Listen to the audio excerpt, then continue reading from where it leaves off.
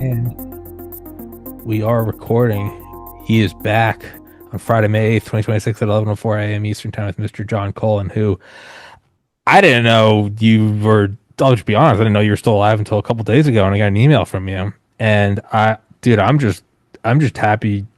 Honestly, I'm just happy you're alive. And people have been like, "Well, where is he?" I'm like, "I'll tell you if I know, when I know." And I got an email out of the blue from you, and yeah, man. I mean, not to just be like total homo about it, but I'm happy you're alive, dude. That's I can't filter that. I'm legitimately happy that you're alive. So, that's all I got. So, John, you take it any way you want to, man. Well, it's good to see you, and it's good to be alive.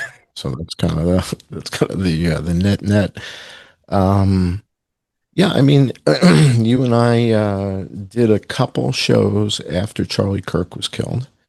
We did, I think, I don't recall exactly if we did, two of them or three of them. I know we did at least two, and did one with Dale. Maybe both were with Dale. I forget. Dale Comstock, for those of you who don't know who I'm talking about. And one of the things that you've said in the past, and you've said it as we do shows, and you say it somewhat tongue in cheek, but is which show is the one that's going to get me killed? Yeah. And for me, it was the one we did. Hmm.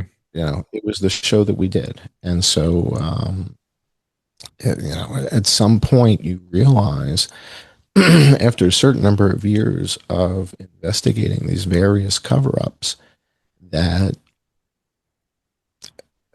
it's hard for me to say, but it's just been cover-up after cover-up after cover-up after cover-up since I got in this game, which was 2017, 9 years ago, almost 9 years ago, right? October. So and we find this evidence that's remarkable, and yet it seems like the entire media system, all the, everybody, the publishers, the news, everybody's a limited hangout. I mean, when we were in the midst of COVID, all right, so 2020, right? So May of 2020, 6 years ago. And I'm still pointing at the map and going, there's not 10 dead in Hong Kong. There's not 10 dead in Shanghai. There's not 10 dead in Beijing.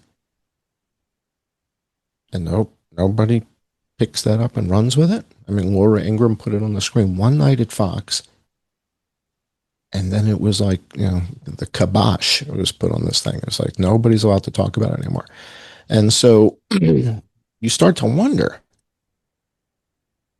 not is Project Mockingbird real?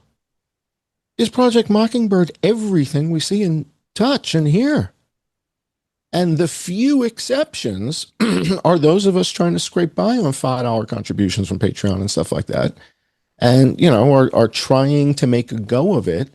And yet we're the ones who aren't making 4 million a year, 2 million a year, 5 million a year, right? So those of us who are not making that money, that's kind of where you're finding legitimate journalism right now. The rest of it, like the guys who are wearing the beanie hats to every show and are clearing 4.5 million, it's like, where the hell are you making this money? Where's all this money coming from? And why don't you think less than 10 dead in Hong Kong, Shanghai, Beijing is important? Why don't you think helicopters in Vegas is important? Why don't you think the fact that the window's not broke isn't? You don't want to talk about that? And so a couple things happened in the last 90 days that caused me to unretire. So basically I decided that This shit's real, right? Yeah. Charlie Kirk took one in the neck. Yeah. Okay. It's, you said it half tongue in cheek. There's a lot of sincerity to it. You go, for me, it's rooted in God helps, and everybody believes in God, and that's fine. But higher power, something you have to get to a point where you're like, okay, Yeah. it's real. And so what? God's been here since day one. And so have, a lot of shitty people, right? So there's good and there's evil. And and if there wasn't good and evil, those of us who are good wouldn't stand out. Just be like milk toast, right? So if there wasn't this, yin and yang, if there wasn't a snake in the tree and an apple and temptation and all this shit, you know, I imagine life would be either boring or utopian. I'll have to give that some thought, one or the other. But the reality is we've got Nazis. The reality is we've got ISIS. The reality is we got people who will behead other people because they're a Sunni and you're a Shiite. It's like, what? The Wahhabis will, lunatic ISIS guys. So if you live in this world and all you're trying to do is get to the truth, and when you come upon evidence that you think is pivotal, and everybody who's supposed to publish it ignores it, you start to wonder, what the hell is going on? And then in January, something weird kind of happened. Ian Carroll went on Tucker Carlson and talked about the Las Vegas shooting and talked about helicopters. So what? And so the Overton window cracked open. It's like nobody who is a major media figure had talked about helicopters at the Las Vegas shooting. And Tucker invited Ian, I guess, to go up to the studio in Maine, which is, part hunting lodge, fishing lodge, part studio. And he did a session. And the broadcast was 2.5 hours talking about the Vegas shooting. And so I'm watching this thing, not when it came out. I think I waited 90 days. Like I think I only saw it for the first time maybe 2 weeks ago. And when I watched it, I was like, covering a lot of ground. I mean, these guys aren't just, scratching the surface. Ian was bringing up a lot of stuff. Obviously, he looked at a lot of my material and he mentioned me in the work about 10 times. Now, Dave Collum was on with Tucker back in August and mentioned John Cullen. And Tucker said, a relative? And Dave says, no, it's a different spelling. Right? It's a different word. So, but Dave said to him, yeah, there's this guy, John Cullen, and he's done all this research about the helicopters and the Saudis and this and that, whatever. And they talk about John Cullen in the Dave Cullen conversation. Well, then in January, he's got Ian Carroll. And for those of you who don't know Ian Carroll, go check out Ian Carroll's work. And Ian comes on and says, well, John Cullen did all this research and came up with this Saudi thing and the helicopter thing and this and got the, the autopsies, and mentions my name about 10 times in the show. So as I'm going through it, I'm like, he gets a lot of it right. But he got 8%, 10%, 12% wrong, something like that. So he's got like a A minus, maybe something like that. And I'm watching, but the things that he gets wrong are kind of important. It's like, because when you get something wrong, the thing that you're putting in the place of the correct thing is not what happened. So you don't want to mix facts with, stuff that's not facts. You don't do that. So I go through it. And I'm like, that's not exactly right. And then he starts saying, well, I think John Cullen said this is when Stephen Paddock got shot. I'm like, what? No, I didn't say that. And so it's one of the things Arthur Conan Doyle wrote as Sherlock Holmes. He said, I do not speak for others. I don't expect others will speak for me. And so I started looking at it and I said, I got to address this. I can't let this be the new beachhead of information, because again, this was like a watershed moment. This is an opening of the Overton window. This is now, millions of people saw the video. I think it has 1.4 million views. And talking about the biggest shooting and helicopters and Wahhabis and MBS, and that hadn't happened yet. So that happened, and Joe Kent resigned. And I don't. You've had Joe on since he's resigned twice. He's been on your show, He called in for like 10 minutes, and then right? I had him on with Joe Altman, and I haven't yet had him on just me and him, but I actually am next week. Okay. But I So, haven't had him one on one since before he took office. okay. And have you had a chance to talk to him privately or not really? Texted, and you kind of like, I texted when it first happened. I was like, hey man, we got your back. And I think Mm. understandably so, he's been extraordinarily busy. Um, Oh, yeah, but yeah, yeah, yeah. no, he did say, he's like, we can catch up sometime. So I didn't want to, and when he was on like Tucker and when he's on, all the, Mhm. Sean Ryan, I was like, I don't want to be like the crazy ex-girlfriend that's like, come on, even though I've had him on like 100 times, I'm also like, hey, let him do that. You're the biggest name on the planet right now. But Right. no, he is coming on Monday, hopefully. But no, I actually haven't really since he took office. I've tried to get him on, as with some of the doctors, you can't get them on once they're in office, which I get. But very long answer to your thing. Haven't talked to him extensively since then, but hopefully will Monday.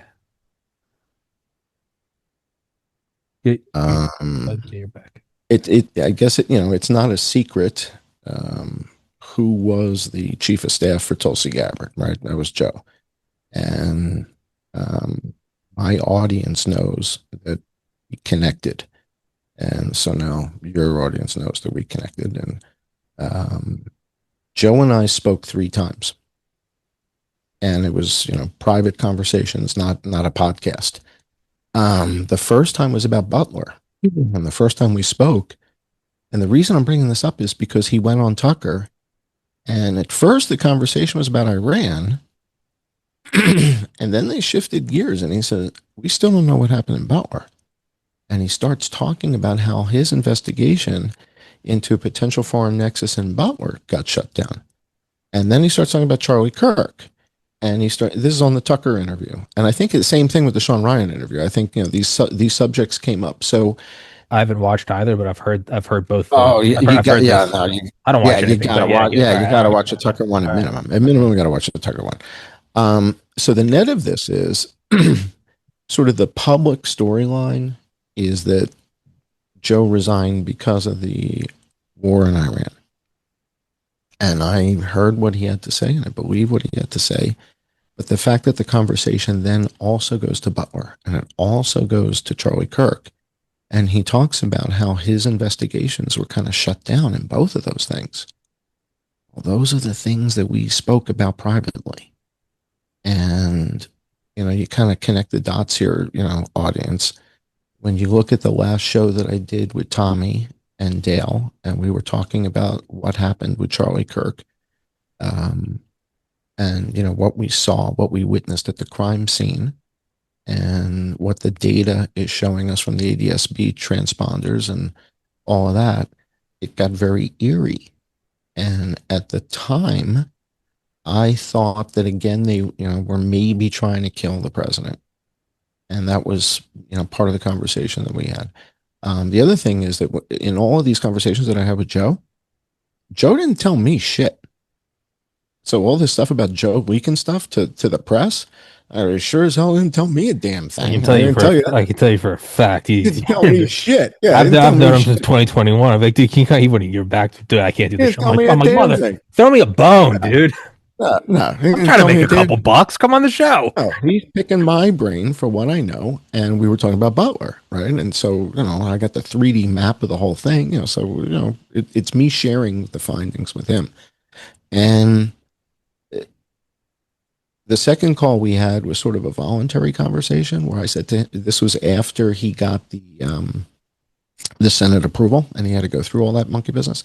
So when he finally got the job as the head of NCIS, National Counterterrorism Center, NCTC. whatever, NCTC, yeah. So NCTC, when he gets the head of NCTC, I sent him a note And I said, dude, congratulations, but you're going to end up in a tuxedo at a state dinner with these guys. And if you and Tulsi don't really know the backstory of what the hell happened, to me, it doesn't look good for America. It doesn't look good for American intelligence, right? It's like if the new heads of American intelligence think Stephen Paddock did the Vegas thing, you kind of look like a dunce if you're in the room with the guys who know exactly what happened. Mm. And I said to him, I'm afraid you're going to end up at some state dinner and you're going to meet these guys and you're not going to know this backstory. And it doesn't bode well for America. It's not a good look. And so that was my premise. And so with that, I briefed him on what the evidence indicates may have happened in Las Vegas. And that was like a voluntary discussion that we had. And I said, naming names, might have been Abdullah Mansour bin Mukran, Mukran bin Abdul Aziz, Mohammed bin Nayef. Who are these guys? Because if you don't know these names, we look like we're not caught up on stuff. So we had that conversation. And then the final conversation we had was about the Charlie Kirk thing. And so the combination of what you and I and Dale talked about with the Charlie Kirk thing, and then having the opportunity to talk to Joe about it, uh, 7 days later, 9 days later, whatever. It was after he was killed. I think it was at least a week later, and it was before that big memorial event they did in the stadium. Mm-hmm. They were doing a big memorial, and Trump was fine. Everybody was going to be there, and I was afraid that was going to be a sum of all fears type of thing. Get everybody in that stadium, everybody. And so I encouraged Joe. I said, look, if they're going to do some sort of flyover missing man formation, you got to kill it. You got to close that roof. You can't have stuff have the ability to fly in and fly out, because what we witnessed in Utah was going 120 something miles an hour. So, we can't do that again, because it's just devastating. So that was the conversation. Nothing happened at that event, but something happened 29 days later. 29 days after Charlie Kirk was killed. What happened? Would that be October 9? She's killed September 10th. 30 September days has 10th. September. Yeah. It's like October 8th, October 9th, something like that. The Gaza peace deal was signed, and Jared Kushner was made the governor of New Gaza. Wait, really? By governor, I mean in quotes, meaning at the meetings, he's the one proposing this new Gaza development.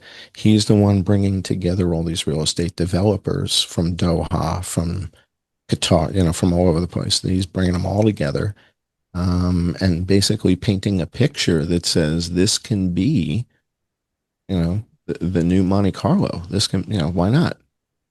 Why shouldn't we do that? And it's rubble already. Right? We're ready to go. So let's start building.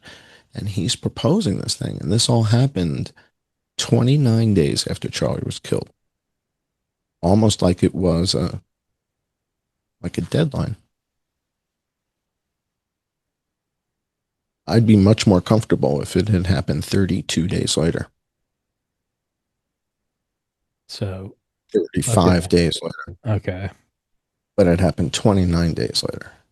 And it's like, so what happened? So Charlie Kirk gets killed, and next thing you know, they're talking about Trump for the Nobel Peace Prize for ending the war with Gaza. And who's going to come in on the white horse? Jared Kushner? Okay. So that'll be the subject of an upcoming video. So I'm working on that, taking a look at Jared and his vision for the new Gaza and what that means. But again, it could just all be coincidence. I mean, these connections that I see, they have nothing to do with one another at all. The fact that Jared got a $2 billion credit line from MBS may have nothing to do with the Vegas shooting.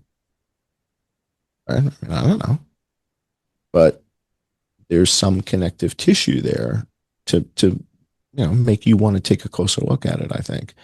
And when Joe resigned, I kind of, in my heart felt like I get the Iran thing. I understand everything he's saying about it.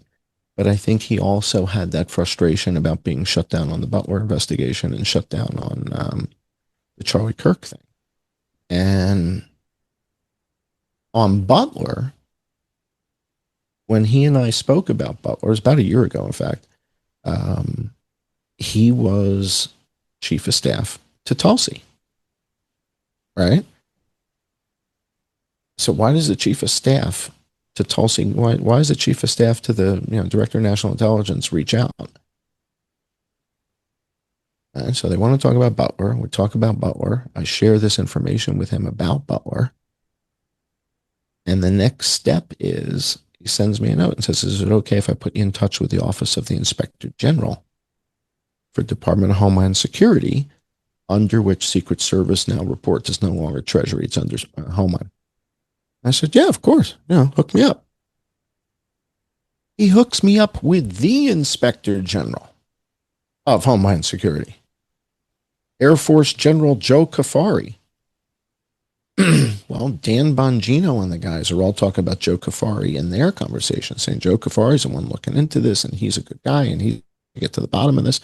Sure enough, I get an email from Air Force General Joe Kafari, the Inspector General for the Department of Homeland Security at the time, Kristi Noem.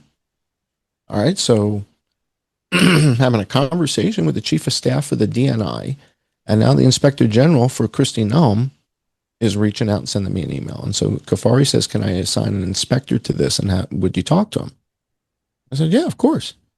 So talk to the inspector. We talk about the 3D model and Butler, talk about the ballistics and the trajectories and all that monkey business. And he wants to set up a broader meeting to share this evidence that you've seen. We've done we've looked at that evidence on the show. He wants to share it with a broader group of Inspector General inspectors, I guess. I guess that's what they are. And I said, sure, we'll set up a Zoom call and we'll do it. They got shut down. And Joe Kent describes that in the conversation with Tucker. So I'm listening to this and I'm like, dude, that's what was going on behind the scenes? Kafari got shut down? Dude, this is an Air Force general in charge, the Office of Inspector General, and they got shut down. So Kent's frustration, you got to watch it before you have him on the show, dude. His frustration was deep on Butler, deep on Kirk. And one of the things he shares, so this, you have to hear this. One of the things he shares with Tucker is Joe was in the White House in the West Wing, and Charlie Kirk was there. And what Joe doesn't mention in the story is Tucker Carlson was there the same day, it appears. Apparently, all three of them were there the same day, I think. But the way Joe tells the story, Joe's there and he sees Charlie in the West Wing of the White House. And Charlie says, hey, Joe, do me a favor. Please don't let us go to war with Iran. And this was in June, June of last year, so almost a year ago. And he says it really loud in the West Wing. And then he heads into the Oval Office to sit down with the president, have coffee, whatever they do. And so Joe's in the West Wing. Joe's, I guess, briefing the president, whatever he's doing that day. And Charlie says to him, Joe, please don't let us go to war with Iran. So Charlie was vocal. And to hear Joe tell the story in this Tucker Carlson interview, yeah, Charlie I really. I am making a note. I need to actually do homework on this. I'm going to look like an idiot. Yeah, you got to watch the discussion there. And then he talks, so he talks about that and Charlie, and that how Charlie was a vocal advocate against the war in Iran. And then Charlie's killed. And they start talking about Trump wins the Peace Prize for the Gaza deal, and we go to war with Iran. Now, another twist here is the potential that the Butler attempt, was Iran. We still don't know what happened in Butler. We don't know what happened with Charlie Kirk. And by no means am I saying like, the Israelis did this or any of that, but I'm saying there's a lot of unanswered questions there. And there is enough data to at least say that there's a good chance that President Trump feels like he is under threat. We're not allowed to ask, basically, was there any linkage between what took place with Asif Merchant, who was recruited by the Iranians to come to America to recruit proxies to kill President Trump. The FBI put a confidential human source at him. All this is public now. This is all out there in the open. And he's arrested, and then 2 days later, a sniper takes a shot at President Trump. We think Merchant and the we know the CHS was talking about the human source that the FBI put at Merchant. They were talking about, hey, we could kill the president potentially with a sniper rifle. But then they arrest him. 2 days later, Butler happens. And Crooks, according to the official narrative anyways, is an enigma. We don't know anything about him. We can't get into his devices. If we did get into his devices, maybe there's nothing there.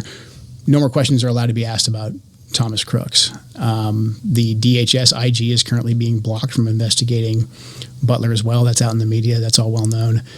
Your investigative journalists found that Crooks did indeed have an online persona, quite an extensive online footprint, one. And he was talking to people. So it's like, why aren't we investigating this? I mean, if an attempted murder of a presidential candidate, and then there's another assassination attempt. There's been multiple public breaches of President Trump's security over the last year. And then, Charlie Kirk is killed publicly in a very horrific way. And we're not really even allowed to look into that at all. And Charlie Kirk was one of President Trump's closest advisors. And he also advocated heavily against a war with Iran. He was in the Oval Office in the lead up to the 12-day war. I wasn't particularly close with Charlie. He was very gracious to me when I was running for Congress, very, very supportive. So we knew each other. And the last time I saw Charlie Kirk on this earth was in June in the West Wing, in the stairway. And I said hi to him, and he looked me in the eye, and he said very loudly, and you've been in the West Wing, it's small, it's a tight space. And he said, Joe, stop us from getting into a war with Iran. Very loudly. He was single-minded. And he walked off, and he went, I believe, into the Oval. So when one of President Trump's closest advisors, who is vocally advocating for us to not go to war with Iran and for us to rethink at least our relationship with the Israelis, and then he's suddenly publicly assassinated, and we're not allowed to ask any questions about that, it's a data point. It's a data point that we need to look into. What do you mean when you say we're not allowed to ask any questions about that? We've been told that this individual, Robinson, is a lone gunman, and maybe he is. But the investigation that I was a part of, the National Counterterrorism Center was a part of, we were stopped from continuing to investigate. This new AI breakthrough, coming in 2026, could instantly leapfrog ChatGPT, Gemini, and even Elon Musk's. And the FBI will say that they stopped that because they wanted to have turn everything over to the Utah state authorities. Everything's going to trial. It's very, very sensitive. But there was still a lot for us to look into that I can't really get into. But there was still linkage for us to investigate that we needed to run down. And I'm not making any conclusions. I'm not saying I don't think you are. Because of this happened. I'm not saying that at all. I'm just saying there's unanswered questions. We know the pressure because of the text messages that have been made public that Charlie was under a lot of pressure from a lot of pro-Israel donors. And again, we know Charlie was advocating to President Trump against this war with Iran. And we knew at the end of the 12-day war, at the end of Midnight Hammer, that the Israelis were going to come back and ask us to go back to war again. Right. So we have a lot of data points between Butler, the assassination attempts against President Trump, the breaches of his security, what happened to Charlie Kirk.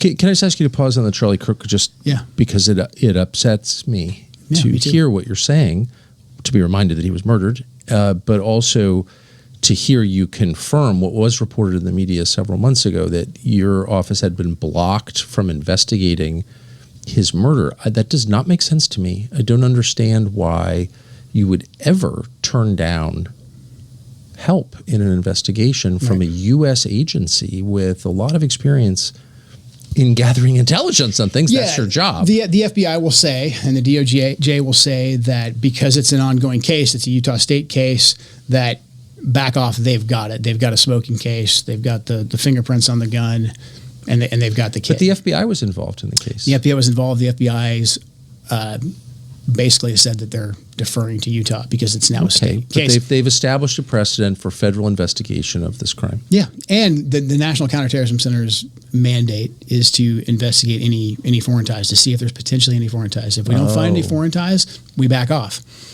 What I'm saying, without getting into too much detail, is there was more for us to investigate. You believe there was reason to investigate foreign ties to Charlie Kirk's murder and were told by the FBI, DOJ? FBI and DOJ, yeah. No, you're not allowed to investigate that. Stop. It's done. They basically cut off our access to be able to get into that information. And look, I didn't even say necessarily that I believe there's 100% foreign ties. There were data points that we needed to investigate. I mean, I think anybody who's even, looked at any kind of police investigation, you get 100 leads, you run them down, and 99 don't mean anything. We still had a lot more leads to run down that pertained to some kind of a foreign nexus that we were stopped from investigating. And, that just strikes me as inconceivable that could happen. And again, I was aware of it from reading about it, but not really to the extent that you've just described. So I would love to hear the justification for that. And can you flesh that out a little bit more? What were you told was the reason? And was not Ukraine. Originally, sort of the wild goose chase thing was, could it be Ukraine? And the way Trump was treating Zelensky, you've got no cards, all that stuff, kind of led me to believe, like, you're lucky you're alive, dude. I'm 2 seconds away from pressing the button and your house is gone. And yet now it appears like that may not have been the case. He was just frustrated with him because the guy really did have no cards and no weapons, and all the weapons were coming from us. And it looks like it may have been Iran.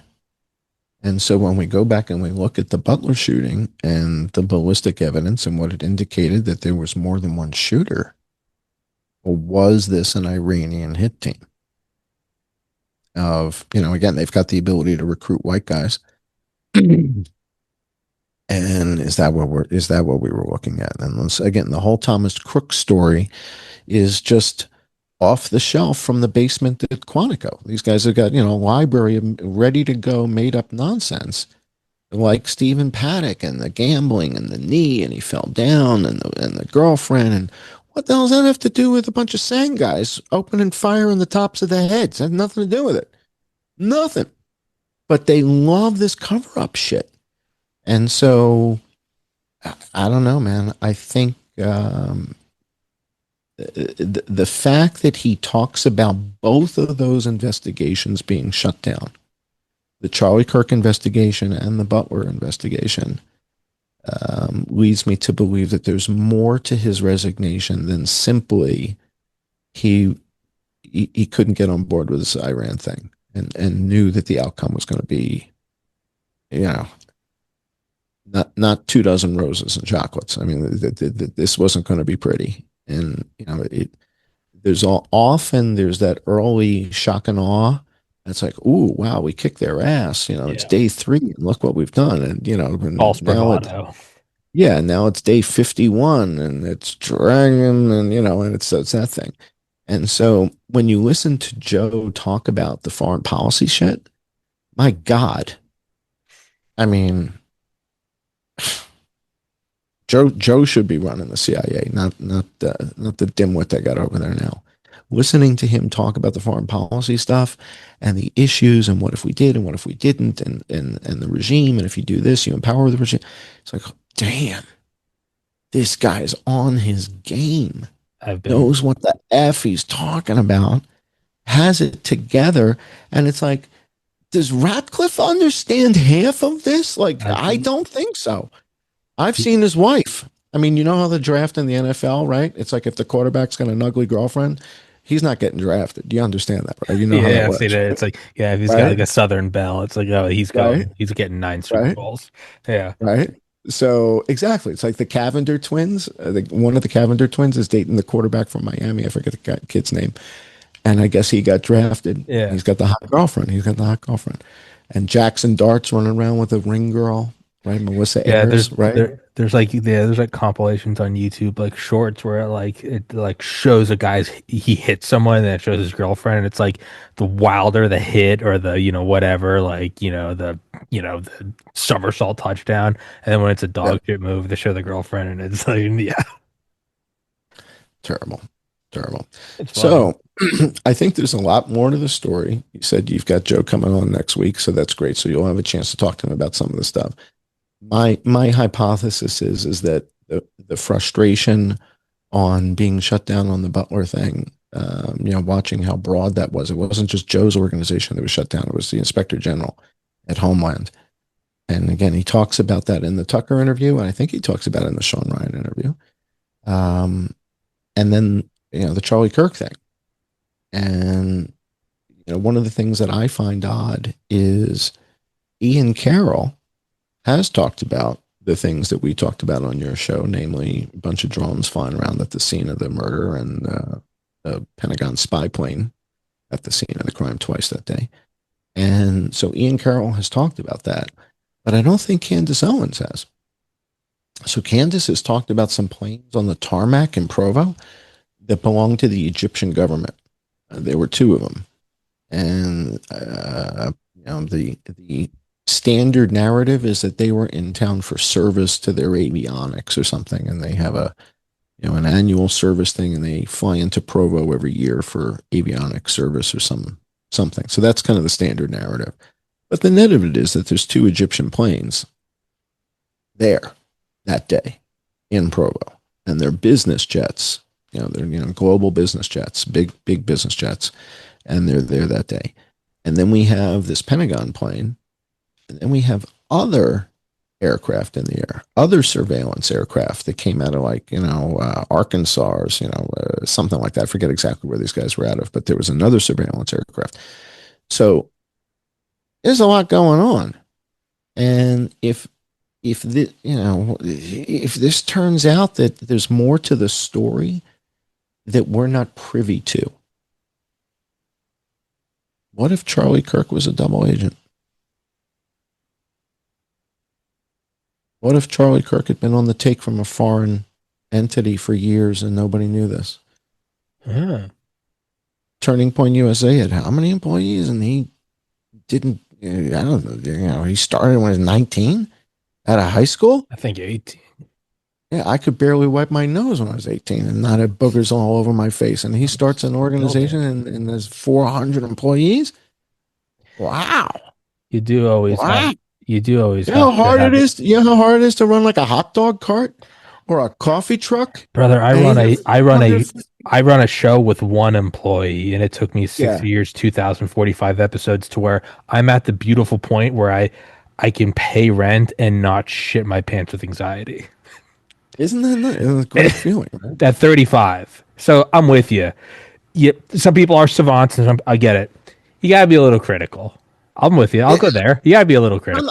I'm saying it's a fact. I'm just looking at it side-eyed and saying, and they're feting him. He was going to be president. Why? Holy mackerel. So, but that event they put on, that big Turning Point USA event. Wow. For what? For his memorial? No. Before that. So when he was alive, they would do this big event each year, and all the conservative pundits would show up. Oh, yeah. For an election. Okay, yeah. Tucker would go, or Ingram would show up. Everybody would show up and speak at the podium and all that stuff. And it was almost like a political rally for young people. Mm-hmm. And it carried a lot of weight. And then there's this other guy with the CPAC thing, that Matt Schlapp guy, whose star has been falling, and found a bunch of dirt on this guy, and so not many people have been showing up to that CPAC thing, and all of a sudden Turning Point's turning into the kingmaker. And so you got Charlie Kirk, the kingmaker, at 30 years old, 31 years old. Now before we wrap up, I know you don't have it's 30. We still got 20 plus minutes. Okay. Well, there's another kind of a strange conspiracy theory I want to start. Sure. And I was going to say, just for my own intellectual honesty about Kirk, I do, on the flip side, I have to, because I see all the time. People are like, how the fuck does this guy know Joe Kent? He knows Dr. Malone. He knows Dr. McCullough. And I know, and no one believes me because if you believe I'm a Fed, then nothing I say is going to change your mind. But I know it from my back end, and I'm like, yeah, it was just trial and error. Like I met Joe when he was just a retired Green Beret, you know. And it's, but again, I'm also not getting 90 million a year meeting with the president. But just for my own intellectual honesty, sometimes I look at it, I go, the answer really is you just got to work really fucking hard. But sorry, keep going. New conspiracy. Yeah. All right. So here's my new conspiracy theory. I've never seen a photograph of Erica Kirk pregnant. I've never seen any news story about a gender reveal. They have columns all over this. My hypothesis is both of those children are adopted. Have you talked to Colin about this? Not at all. Zero. All over this. I had no idea. So the fact that he and I came to the same observation independently. I'm going to email him. Yeah. So when they talk about those are their children, I believe those are their adopted children. And she was in the business of rescuing orphans in Romania, right? Before this. And so that means she kind of gets, first pick of the blonde kids that look like mommy, because she just strikes me as the kind of person that would have done a gender reveal, or there would have been a story about congratulations to Charlie and Erica on the birth of their second child, Yaki Yak, whatever kid's name is. SEC school kind of basic bitch stuff. It's what it is. That's what it's PR. It's PR. Charlie Kirk PR. Anytime they have an opportunity to talk about PR, about Charlie had a kid. Why would you not talk? I know Greg Gutfeld had a kid. How do I not? How do we not know when Charlie Kirk had the kid and there wasn't a gender reveal on either of those two kids? She didn't want that. With those outfits she wears, she didn't want a gender reveal. That's a good point. She strikes me as pretty sparkly. It's kind of immaterial, but I don't know if those are genetically Charlie Kirk's kids, and I haven't seen any evidence that indicates they are. And I'll leave it at that. So I am going to email Colin after this because he's brought that up on several shows, and over the last year, I've gone from Dave, that's retarded, to I've been coming around more and more slowly. And he hasn't been trying to win me over. It's Dave. He doesn't care. Well, he's winning me over. Same way. Dude, I don't care one way or the other. That's you and I's entire. That's you and I's entire relationship is just being like, yeah, I don't give a fuck. Dude, it's because all I really care about is what's the real story here. Yeah. If they're trying to make it seem as if, and one of the things I remember reading was she was praying that she was pregnant with his child when he died. I'm like, dude, that's pretty freaking morbid. She wants one more kid to raise without a daddy. All right. It sounds narcissistic to me, but you do your thing, hon. I don't see any pictures of her pregnant. I don't recall any birth announcements. I don't recall any gender reveals on either child. No birth announcement, no gender reveal, no photos of her pregnant with two children. That's 6 coincidences in a row. No such thing. And I feel like this is all when taken in a totality of the big picture. It's who are we talking about? Is this Tommy's neighbor, Charlie and Erica? It's no, we're talking about the thing where the investigation was shut down. He's meeting with presidents, died in a very sketchy way. He critically. You do have to then go, this. I think this is in play, type thing. Who was sitting next to Melania on the dais when the shooting happened? Erica Kirk. Oh. Erica Kirk was on Melania's right when they were doing the magic trick. Wait, what? Butler? No, at the White House Correspondents' Dinner 10 days ago. Oh. Erica Kirk. Yeah, that's you're right. I didn't know she was next to Melania. Inner circle. She's in the inner circle. It's dude, she's in. Yeah. She's in the inner circle. No, that's a good point. And Trump went to the TPUSA event a couple weeks ago. They had another one of their cockamamie events. And he went, and JD Vance is going to the other ones. It's whoa, honey. How did you climb the social ladder that fast right into the suite? Doesn't she have like a significant role in the Air Force Academy now?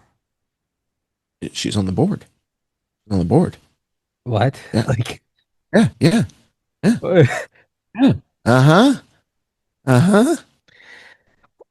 Don't you wish you were on the fast track at Langley? Wouldn't that, dude? dude, Here's what happens. Here's what happens when you're on the fast track at Langley. doors Next thing open. you know, you're the press secretary, right? And Yeah. next thing you know, Pompeo whispers to the president, "Listen, don't worry about this COVID thing. I got just the one for you." And on April 8th, they introduced Kayleigh McEnany. April 8th of 2020, they drop her into the picture, and she Bombshell takes over. blunt. Yeah. COVID, and from Harvard. She's got a JD from Harvard. She does? Yeah. I didn't know that. Oh yeah. Oh yeah. Oh yeah. She's no joke.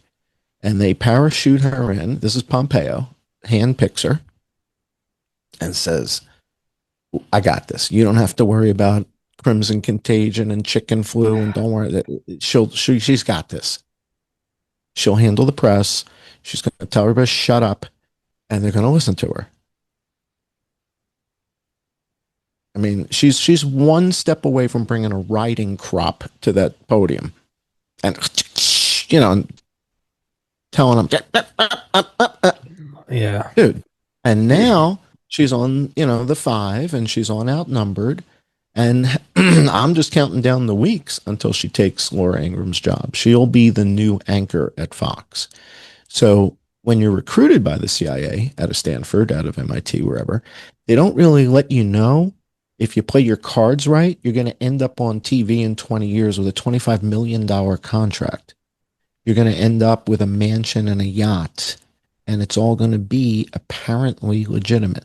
Mm. All right, because now you're a talking head on the news making $25 million a year, but you really work for us. But your character is a $25 million a year news anchor. And that's where the missing trillions go. Yeah, I mean it shouldn't be. It's not. It's it's not Shouldn't be. surprise. It shouldn't be. Yeah, it's a zillion things shouldn't be. But I mean, it doesn't. Like, what else would it be? Dude, Like, go back to William Arkin. Go back to the Army of 60,000, the signature reduction. 60,000 people I'm rereading. under Pete. This morning, I started rereading a book by him. One of my favorite books, The Generals Have No Clothes. I restarted this morning. Will He's Arkin. the best. He's fantastic. He's the best in this realm in which we're in. I had him on my show multiple times in like 2021 and 2022. He doesn't get back to me, and he won't answer my emails, but he's fantastic. He's an incredible researcher. If it wasn't for him, we wouldn't know about the Cheyenne Mountain stuff. We wouldn't know the extent of what happened shutting the vault doors on the right. COVID. He was the source of all that. Yeah, he's a key guy. And then when he documented the signature reduction program, it's got 60,000 people working for the Pentagon just on signature reduction is creating these false personas, meaning. So let's just use a straw man, for example. Who's that podcast guy who wears the beanie hat in every show? Tim Pool. All right. So let's say, for example, that Tim Pool is really a character. And that signature reduction guys came up with Tim Pool makes a ton of money, man. Millions of dollars. Front page of Rumble every day. It's like, huh? And who's the Mug Club? Who's that guy? Steven the Mug Crowder. Club. Crowder was negotiating a $50 million deal to have his show picked up by the other. $50 million. Convince me I'm wrong. That is the mainstream media. We like to say it's the alt media. No, these are the news anchors. So now hang on. So here's another hypothesis. If all of the apparent alternate channels of substance are actually controlled by Langley. So in other words, if the place you go to get your alternate news is InfoWars and Alex Jones or Tucker Carlson or Joe Rogan, right? You know the story about Joe Rogan and who was the guy he worked on the show with when he was long time ago, and the guy died and his wife killed him. Phil Hartman. Phil Hartman. That was before So my time watching, but no, I know the story. Yeah. yeah, you're probably a year old. So Phil Hartman had a TV show. Joe Rogan was on that TV show with Phil News Hartman. News radio, and Joe played like the maintenance guy, the handyman guy. And next thing you know, Phil Hartman is killed, apparently, so the narrative is, by his wife, who then killed herself. Wow. Wow. That's interesting. Sure sounds like an Equalizer movie to me, though. I mean, Phil Hartman's dead and his wife's dead. And in the narrative, well, obviously the wife killed him and then killed herself, obviously. And so there's no investigation. There's no court case. Case is closed. We got it's a murder-suicide and we're done here. And Joe Rogan gets Fear Factor. Where did Joe Rogan come from again? You're doing jujitsu in Boston? Yeah. And he went into comedy. Next thing you know, he's got a TV show, and the guy who's on the TV show is dead, and his wife is dead. Did Phil Hartman find out that Joe Rogan's really CIA? Phil Hartman and his wife bring that up at dinner one day and say, "Hey, Joe, what the F is with this? What the F is with that, Joe? Are you CIA?" And next thing you know, Phil Hartman and his wife killed each other. I don't know. But Phil Hartman's dead and his wife is dead. And I don't know a whole lot of these murder-suicides where the wife kills the husband and then kills herself. I haven't heard a whole lot of those. It's not, I mean, there's Steve McNair, NFL, Titans. Remember? Really? He was quarterback for the Titans. And his wife killed him? Wife shot him in the head when he was sleeping. I didn't know that. I don't know if she shot herself. This was like, people always, it was like 2005 or something, 2006. He was the quarterback for the Titans. I had, you know what? I didn't hear this story. Yeah, I think maybe it was his mistress. I knew the story about Marvin Gaye, right? Marvin Gaye's father killed him.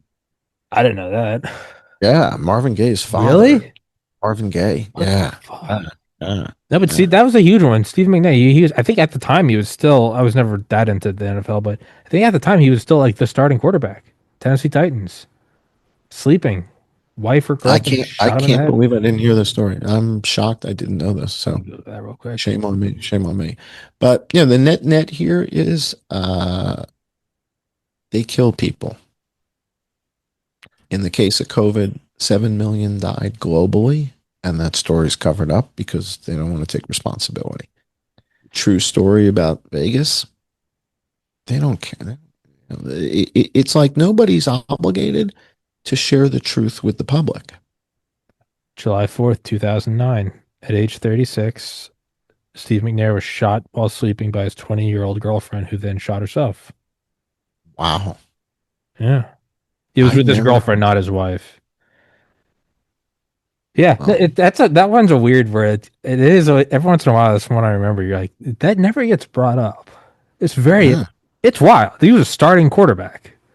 I didn't know. Isn't that weird? And I'm really not even like a sports guy.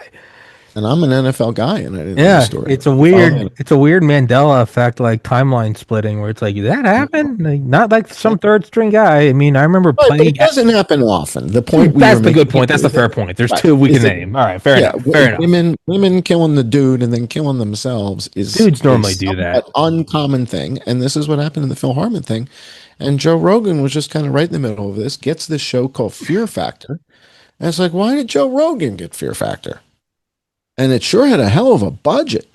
Helicopters and stuff flying all over. Wow, almost like the CIA was funding it or something with an unlimited helicopter. Like, what do you need? You need helicopters or jet skis? What do you guys need? Yeah, we got money. We got helicopters or whatever you want. You want guns? You want, snakes? We got snakes. We got everything you want. It almost looks like the CIA produced the show, but I could be wrong. Maybe. I think it's probably easier and I think for a fact that most of the people we see in the news are assets. There's also something to be said for assets that don't know they're assets. That's probably an easier way to judo it. I wouldn't. I And wouldn't. there's a lot of that. So, Yeah. for example, people say to me, well, you worked at Oracle, so you worked for the CIA. That's kind of a stretch, right? It's like if you work at Oracle, you're not really working for the CIA. I mean, the CIA uses Oracle. Same kind of thing. It's like if it turned out that Turning Point USA was actually a front for the CIA, or Yeah. if it turned out that Axon, the company that makes the taser and the body cameras, Yeah. is For actually the the CIA yeah. in QTEL thing, right? The people who work there think they Yeah. work at Axon. It's like they don't. It's like it's not like when you come in the morning and at 10 a.m. they lock the doors and they're like, okay, it's really the CIA. And no, Yeah. it's like they carry on like it's a company, and they go through the motions. But if you check out what is Axon and what does Axon do and where did Axon come from, Axon is the developer of the taser. Well, who really invented the taser? Langley. And then what does Axon come up with? The body camera. Well, if you're Langley, wouldn't it be awesome to have a camera on every cop in America and have all that video feedback to a central repository? Yeah. So that you could say, show me this point in time on this day everywhere in the country instantly. And Langley can do that because exclusively at important points, not at the humdrum. Yeah. It's exclusively where something happens. Yeah. So, you could activate every body cam in Los Angeles when those fires were burning and say, show me every single, I want to see where every cop is right now. I think that's how they got Luigi. I don't know how. I think they used there was probably some NSA thing, and then they parallel reconstructioned it and said somebody at Dunkin' Donuts recognized him. I would imagine that they he was at like a kiosk for McDonald's. Dude, they can't come out and say here's this illegal NSA program. So what they're gonna say is Bill recognized him, but it's parallel construction. It probably goes for body cams too. Every face scanner at every grocery store. Yeah. Oh, dude, absolutely. I mean, there's software now for coffee shops that identifies each patron individually and tracks how long you've been in the place. So that if there's somebody who's sitting there for 5 hours, you can just, say, you've come in, you've been here for 5 hours and you spent 40 cents. Can I get you a piece of cake or something? And it tracks that. And so it's tracking every person in the store and how long they've been in the store for restaurants and coffee shops. And that's a commercially available software now. So, you're being surveilled. I mean, the Fourth Amendment, they just crapped all over that. We're being surveilled beyond belief. And that's why I don't use smartphones. I haven't used them since I came back to the States. I don't want to be tracked. What the hell? I got a laptop. I'm talking to you on the laptop. What the hell do I need a smartphone for? If I got to get on the computer. I've got a laptop. You guys want to bomb the house, and then you guys have to explain, how you accidentally dropped JDAM hit through my roof. But I've kind of accepted that as well. It would be a little hard because I'm in downtown Portland. It'd be very hard to JDAM me. I don't think they're opposed to it.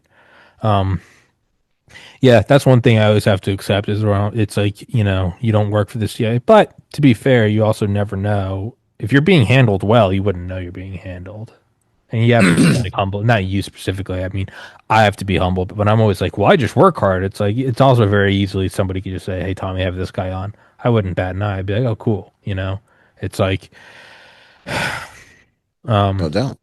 Yeah. No doubt. Well, apparently because on that, so no, you're absolutely right. And we'll wrap on this. I mean, after talking to Joe Kent 3 times and sharing with him the evidence that I had, one morning I woke up and I said, I think I'm an asset, right? That's what they call when there's somebody that they call to get information. It's like, that's an asset. So I'm like, uh-oh.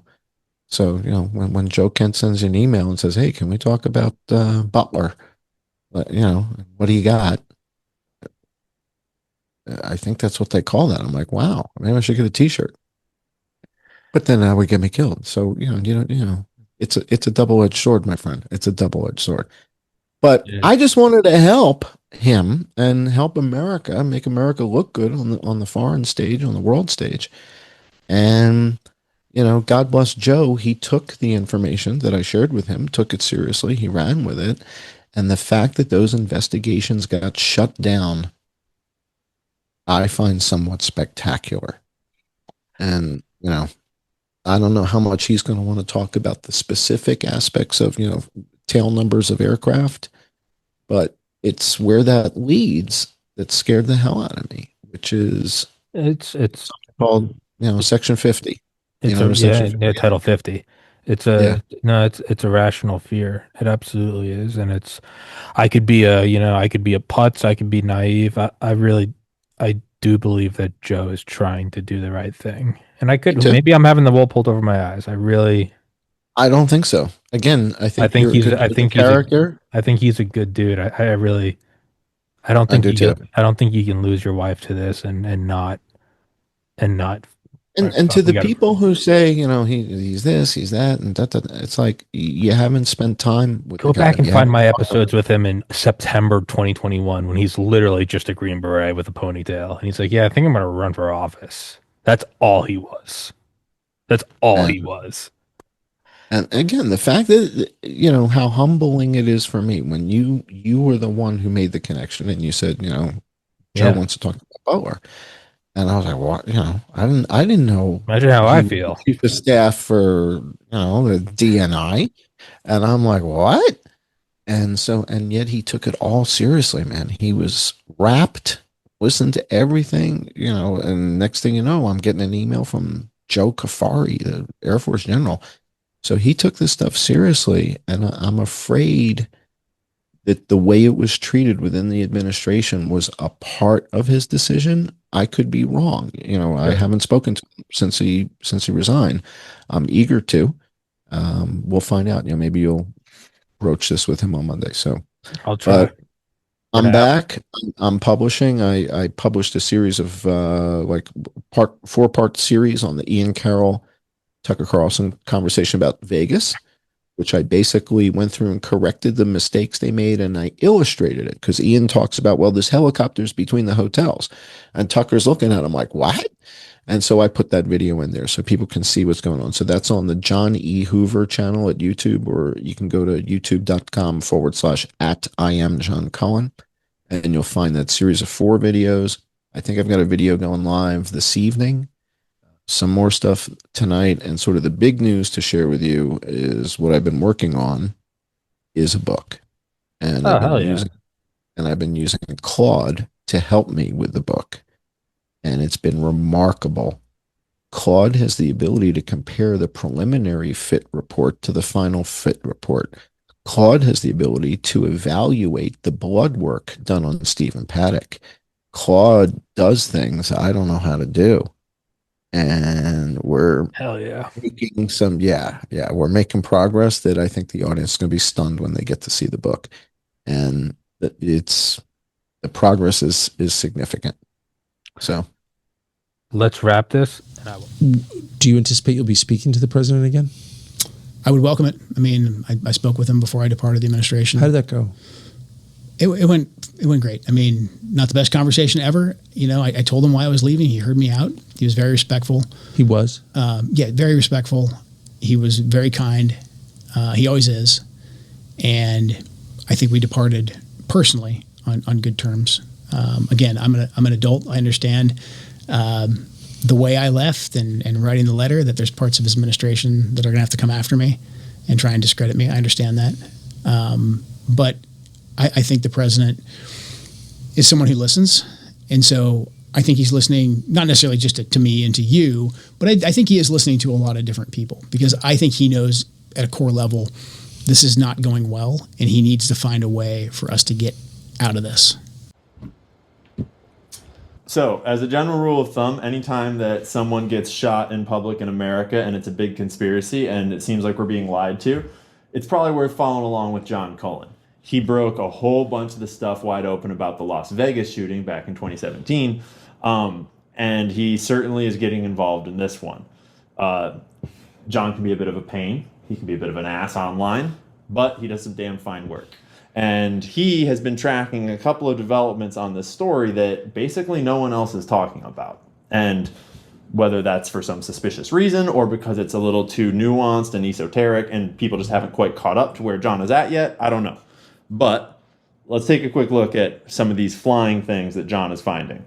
That doesn't mean I'm going to exclude everything else. Like, for example, I'm actually, now that you kind of brought this Vegas shooting back up, I've gotten inspired where I want to go back and learn a shitload more about that and kind of dig even deeper and get more familiar with that, because that will inform the other thing, and then that will inform the other thing. So I'm very much focused on what happened to Charlie Kirk and watching this trial play out and watching the spiderwebbing branches of that play out. But I'm also trying to shift back to